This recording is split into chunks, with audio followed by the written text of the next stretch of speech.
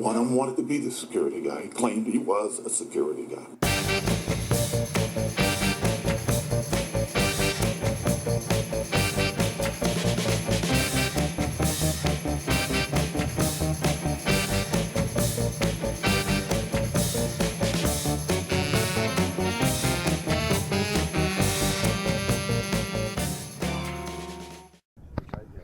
Welcome to Security Not Dash Radio. There you go. We're speaking with Joe Liguori, Jim Coleman, and Skip Sampson of Security Net System Integrators. I'm fascinated by this topic.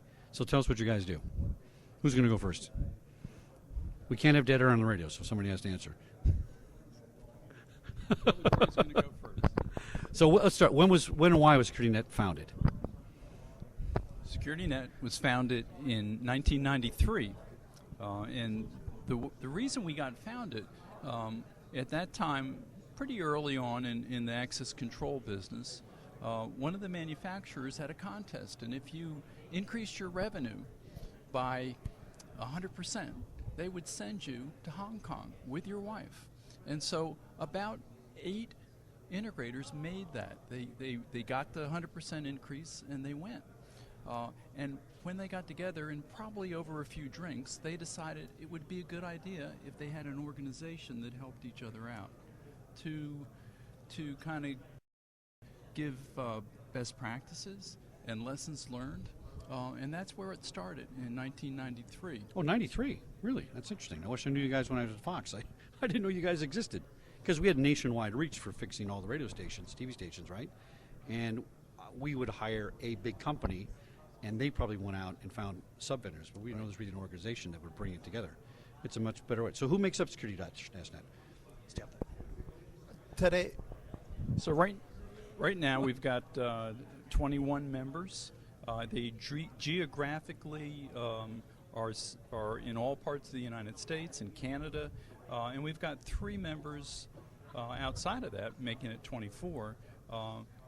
One in the Dominican Republic, one in United Kingdom, one in Brazil. Yeah. Oh, Brazil. Yeah. I have a lot of people listening to the show in Brazil. They're very interested in this kind of stuff. Very interesting. So we know we would have had them come here. how do we select members for your group? There's a membership committee. There's a membership committee, and we basically look geographically to find areas where we have poor coverage, and then the membership committee goes through a process where we actually identify particular members, and then we visit them. We look at their financials. We have them come into our organization, and we interview them with respect to why they want to be a member.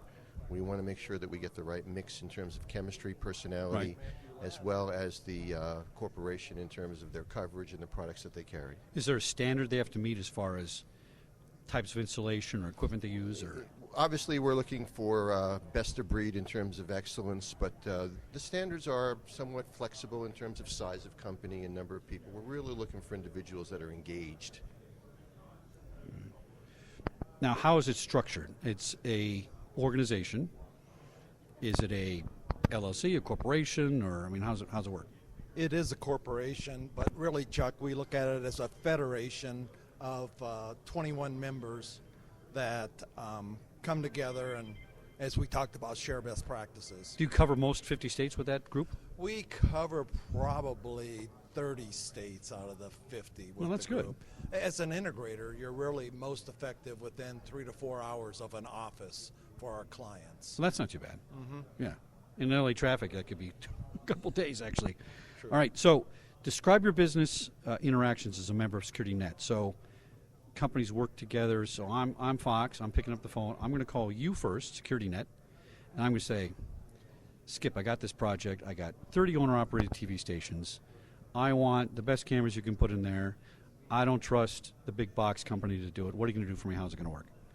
Well, I'm going to say, Chuck, we have an organization called Security Net, and it's typically not on a company calling Security Net. It's calling one of our members. Oh, okay. And why is that, though? I would think it would be the other way. It's typically done wherever that company that you just mentioned is located. If there's a Security Net member there, they're the host member of that relationship. Right. And so Fox has locations all across the country.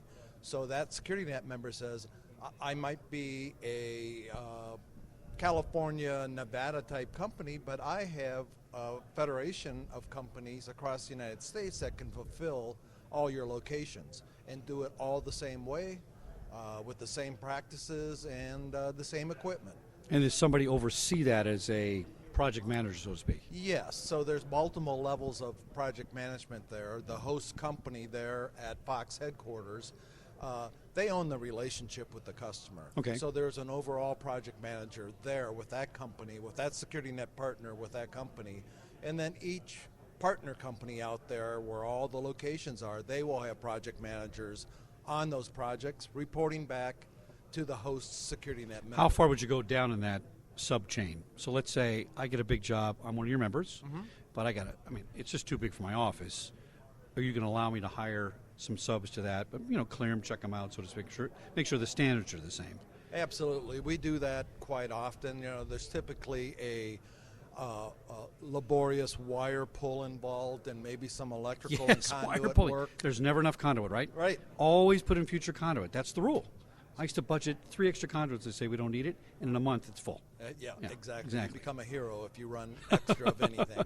But the point is that we do subcontract out some of that laborious type work that doesn't require expertise on anyone's technical expertise. Yeah, on Volt anyone's used to be a part. big cable puller in the business, and they could pull cables like 6 Yeah, stories. I don't know how they do it. that's- yeah. Fascinating. Right. All right, so if we have this more member organization, and we're kind of vetting them and clearing them, what are some of the challenges involved in managing that group of people? Because they're all independent companies. You guys are, in theory, in competition? No. Working together? Not really? No, we're not in competition Okay. because we have defined territories. Oh, that's interesting. Okay, so it's different than I'm thinking. All right, So good. we have defined territories, and only in the area of Boston, Massachusetts, do we have 2 members. So in a specific geographic area, we only have 1 member. What we try to do is we standardize our processes by developing rules of engagement that are pre-approved and pre-agreed upon by all the members, so that if we have a particular project, we've spelled out the application with regard to pricing, with regard to approach, with regard to procedure. So there's nothing left to the unknown, if you will. Everybody knows what's expected of them before we start. That's a great model. Was it hard to start? Was it hard to get people to understand that this is what we're going to do? I would imagine it was very hard to start. The reason it started was our members were threatened by the large national companies that would come in. Makes sense, They yeah. would have a great relationship in their hometown with a large company. And a national company would come in and say, well, your local company's doing a good job for you, and I know you like them, but how are they in San Francisco? How are they in Boston? Well, that's How are they in exactly what we used to Detroit? say at the studios. And so lots of times, back there in the early 90s, we had members that were losing key accounts because of that. And so there's an incentive to work with each other. We help each other out, treat each other's customers like they're our own customers. And so that helps us keep our relationships with the home companies that we have good relationships Eventually, with. we went back to that model. We went to a local model. I didn't hire the big box guard company. I hired the ex-cop, regional guy, couple hundred employees, and boy, he was on the phone with me and fixed the problem, right? Because you can't get the big box company on the phone. So it works. And that our challenge was, on the guard side, it was easier. On the integration side, who are you going to call? Pinkerton? Oh, yeah, we're Pinkerton C&I, and we know all this stuff. And they, not to knock Pinkerton, but nobody knows everything, right? Unfortunately, Pinkerton's no longer around, so you don't That have to proves worry it, doesn't about. it? You don't have Yeah. to. You don't have to worry about Yeah. about. C&I's gone too? coming after you. Yeah. The consulting side's gone? I thought they were still around with their... Oh, Pinkerton on the consulting side's here, but not Yeah. on the integration side. They were bought. Oh, interesting. I didn't by know that. Okay. Niskaya. Okay. Niskaya's not here anymore either, are they? But Security But Net they is. were bought. Niskaya was bought by Stanley. Okay. Oh, Stanley, yeah. They're buying up everybody. So what's the biggest challenges facing the market and your end users? I find when I used to design systems for studios or clients, because in the guard business I would go in and consult and mark up your blueprint, put a camera here, I was speaking a foreign language, so I can't talk about, an IP address and, this is, camera's really a computer on the network. They don't get that part, right? So if I talk about in simple terms that this camera's going to work over here, people's eyes roll up in their head. So that was one challenge I had designing. But then when I got an integrator, I often found that sometimes they didn't know what I knew and I didn't know what they knew, and there was a conflict. So I always try to find the most knowledgeable guy in the company that I was going to hire, right? And you're the project manager, and you're going to educate us and keep this thing rolling and, stay on budget if you can, so to speak. So how do you deal with that? What's the best way to set up a relationship with the client so that they get your technology and understand how beneficial it is? Because that's a hard sell sometimes, I think. Well, it's a real challenge today. Our industry is evolving so quickly with new technology, new features, new devices that it's very hard to keep up with that and keep your customer also up to speed on that technology. Because they think they can go to Lowe's and buy the $500 system and plug it in themselves and, it works. They can. Yeah. And back 20 years ago, 25 years ago when SecurityNet was founded, they typically put a system in and it was supposed to run for 25 years with some support. But today, all of our devices are IP-based, so it's like your PC at home. Right. Every 2, 3, 4 years, you have to replace that and update it because of processing power, new software, those type of things. So we have those same challenges today, and luckily with the influence of IT into the security space, that the security people are getting the opportunity now to refresh and get that new technology put into their systems. So here's what I noticed years ago. When I was a cop, 30 years ago, security meant the guy with the suit, the badge, that's the guard, right? Now security means what? It's IT. Type in security job, security vice president. It's the vice president of IT. And some organizations now are hiring an IT guy who's in charge of security and saying, guess what? You're also in charge of physical security. And they just think that's a model that works. And it doesn't work, by the way, but they think it does. So if you're working with an organization, is there a difference between having the head guy, your buyer, who's the IT guy, and the guy that's the old school cop like me? That must be a challenge to decide which one of them is going to, understand. Because the IT guys always come in and say, we're going to do this a different way and a better way. And I always wonder what the sustainability is, right? So if I get a brand new 2K camera, which is great, and now there's a 7K I saw in the hallway here, I go, I got to have a 7K, but the budget doesn't support it, right? So are these systems, if you're designed as an integrator, are you looking at stuff that's scalable and you start now to make sure that people are going to come back to you? I think that's the big challenge, right? So yeah, that's a challenge. One of the things is you talked about you wanted a project manager that was going to come in and help you decide what you want to do. The end user has become much more knowledgeable. Are they? Lots of times they've got somebody on staff that knows as much as that project manager might know, that have already developed standards, and they come to us and say, here's what we want, here's how many we need, here's how quickly we need it in, how much would you charge us to do that? So in other words, the industry's starting to become a commodity, okay, where it's just how much is this going to cost me, all right? Right. And so they're trusting the technology, now they need to know price. One of the challenges is how do you differentiate yourself, how do you provide added value, and how do you become that trusted advisor that you really were talking about when they've got somebody on staff that gets paid $120,000 a year that says, I'm the trusted advisor. Yeah, it is a conflict. Yeah. But I was smart enough to say, I like to shift risk. So, you know what? I'm hiring you to do it. And if it gets screwed up, guess who I'm going to call? Because if you screwed up on that side of it, you can be the one that gets your head cut off, right? Absolutely. Best work as a team, of course. I'm just kind of half joking. Absolutely. But I think that integration is the most important thing going on right now. And my worry is this.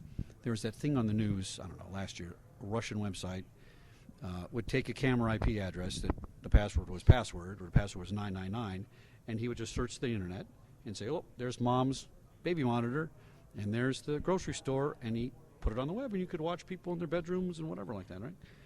And I thought, where are the integration people? Where are the advisors? Where are people that are plugging a camera into this guy's house and not changing the address or the password? And I think that's a great challenge. My second challenge is this, my question is this. What are we going to do about bandwidth? I think we're going to run out of bandwidth before we get to 7K cameras everywhere. Because you can put 7K cameras in, all of a sudden I don't have a data center. All of a sudden if I do local storage, I got to worry about the guy locally managing that. And I think that's something people aren't maybe thinking of. Am I wrong? Data storage? But let me go back to your first question in regards to the security of the devices we're installing today. You make a valid point. There are a lot of cameras being installed with just the default password still in them.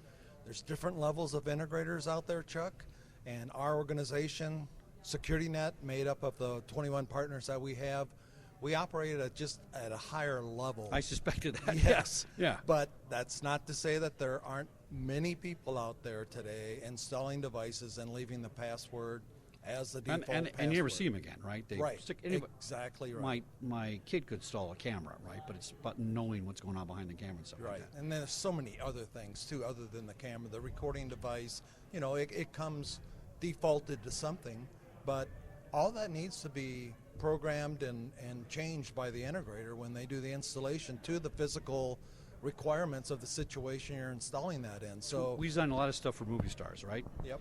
And nobody really thought about the IP cameras because they were reinvented, so you had analog and whatever. But now the recommendation is don't stick a camera inside your house. Don't take a chance that a super hacker is going to find your password and hack it and get through. What do you guys recommend for inside houses? Do you have any thoughts on that? High wealth people you're talking about? Well, Or- ironically, or- the or high wealth celebrities. people, yeah, the high wealth Yeah. celebrity people tend to not have them in the house for that reason, privacy issue. Yeah. Right?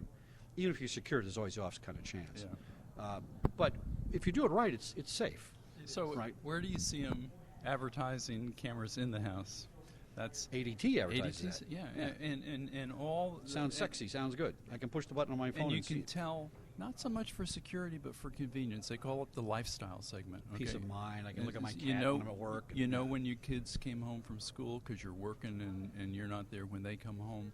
And so it's those kind of circumstances. And those are the applications that might be an issue, but it's secondary. It's more important to the mom to see if the kid came home Makes you on feel good. time. Yeah. And they're not celebrities, so they don't have that high risk. Let's talk about some other integration things. Yeah. Because we think can we about go cameras. back to bandwidth? Oh yeah, let's finish bandwidth. Yeah. I'm sorry. Yeah. That's a So- good one. Since the advent of IP cameras, bandwidth has been an issue for us. It always has been.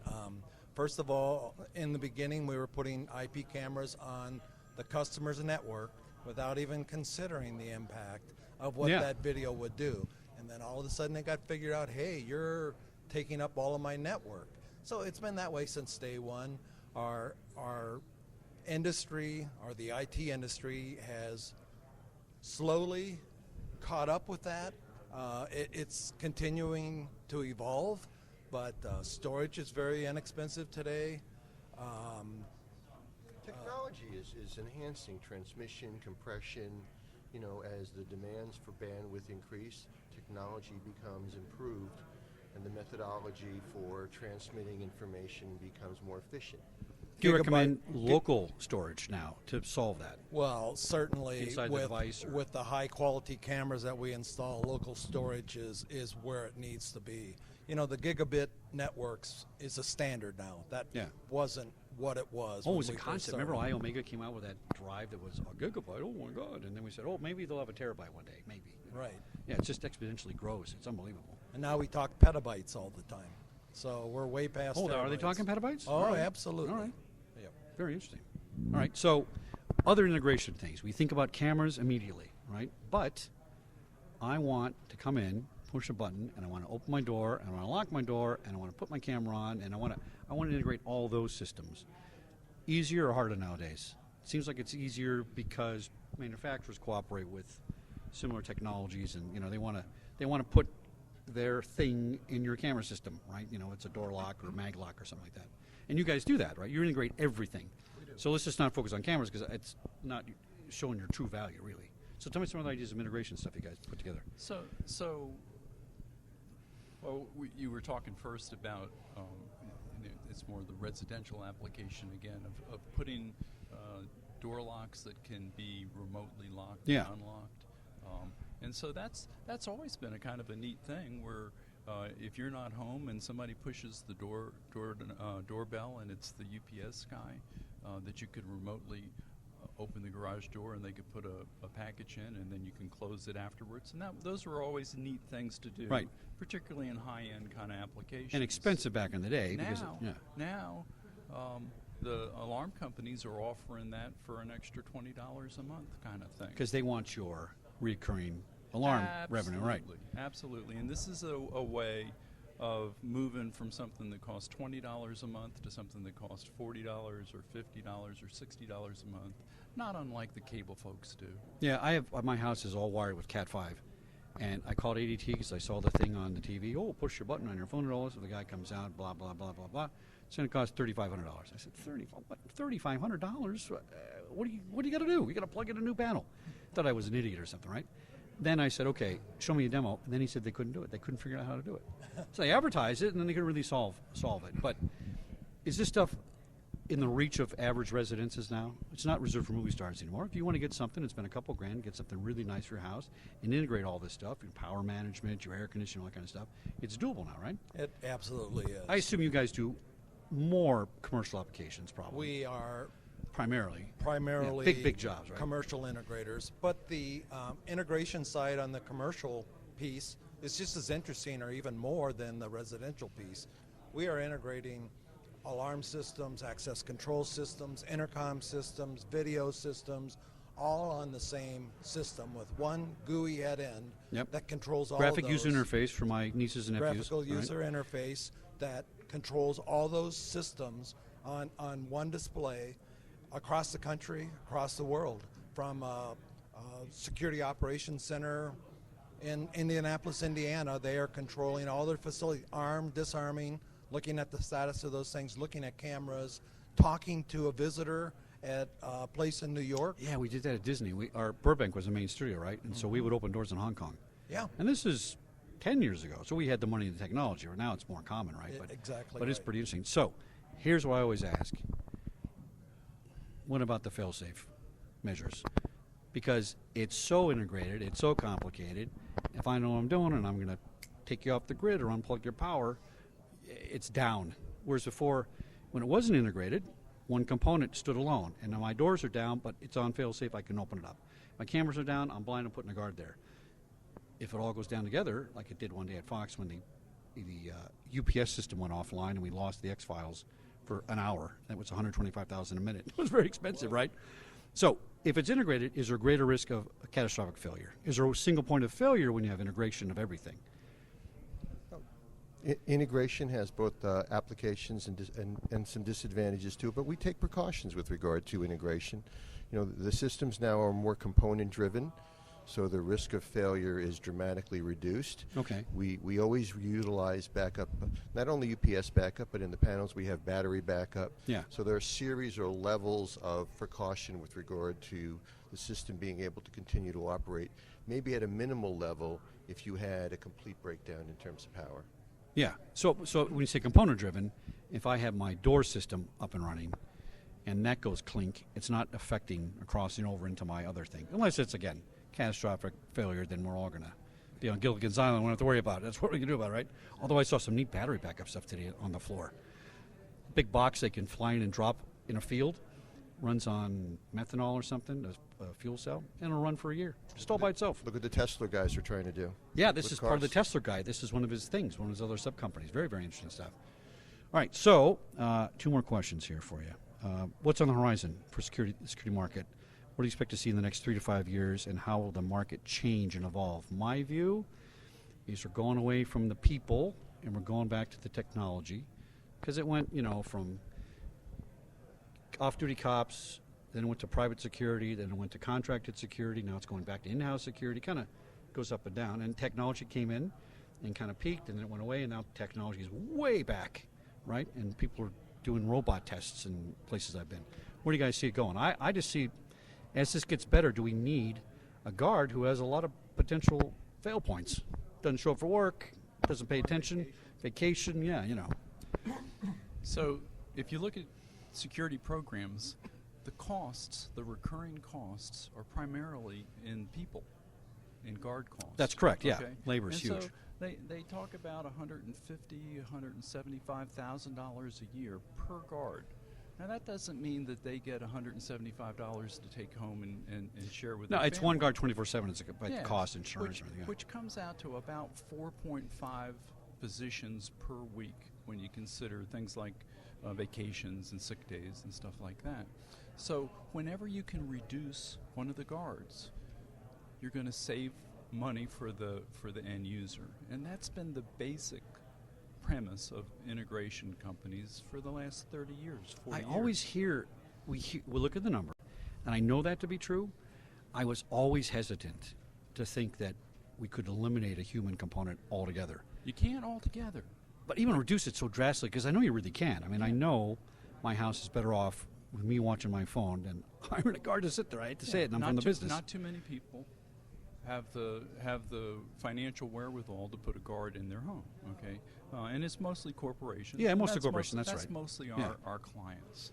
But to get below 2 guards is a challenge, because you got to have one guard monitoring, and the other guard needs to be responding. Yeah. Okay, and so that's kind of been the basement, if you will. You can't get below 2. Now we have video monitoring centers where there may be that monitor Yes, those are cool. doesn't have to sit in the lobby of the office building anymore. That maybe you could get 3 or 4 office buildings that share one. Okay, Right. and so that's another way. There's a book out now called Eat People, EAT People, Eat People, and really it's that same premise that you can create opportunities when you find ways to reduce the number of people it takes. Yeah. So when banks could have ATMs and not tellers, that was successful. When you can put in gas in your car and put a credit card in and not have somebody pump it, that was successful. I think as people understand, the average person understands technology more, they feel more comfortable with it. And I mean, I've understood it a long time, and I've always liked it. But I'm glad to see it's moving that way. Are we going to have robot guards? Are they coming? So what? Eventually. I think so. Yeah. Talk about video analytics. That's what I was going to go to. One of the points you asked, what's on the horizon, Yeah. technology-wise, 3 to 5 years. I think we're going to see 2 things really take off in our industry. One is biometrics. It's going to become more and more acceptable, and multiple. I saw more biometrics on the show floor today than I've ever seen. Oh, at a interesting. show. All right. And then secondly, analytics. The data that we are collecting on the video side. It's past the human brain to look at it. Exactly. TPM 2000 does a good analytics program, and yeah, that's important stuff. So that information we're collecting that has traditionally just been for post analysis of an event happening, that information now being put through analytics is giving them real-time data as to what's going on and what the humans are doing in certain situations and predicting what's going to happen. It creates a new value that they didn't realize before. Absolutely. So it's more important to have your systems in place for that reason. And that's why the sustainability is more important. And I got to put that in my budget because I got to maintain that information. Nobody wants to get rid of information. They'll get rid of computers, but they won't get rid of the data. Right. You know, that's important. So, well, guys, it's been really, really interesting. My guests have been Jim Ligori, Jim Coleman, Skip Sampson of SecurityNet. How do we reach you on the internet? How do we get to you? Security-net.com. Oh, boy. Let me say that again. Security-net.com. Security-net.com. All right. Guys, thanks for coming. I Thank appreciate you, it. Chuck, very much.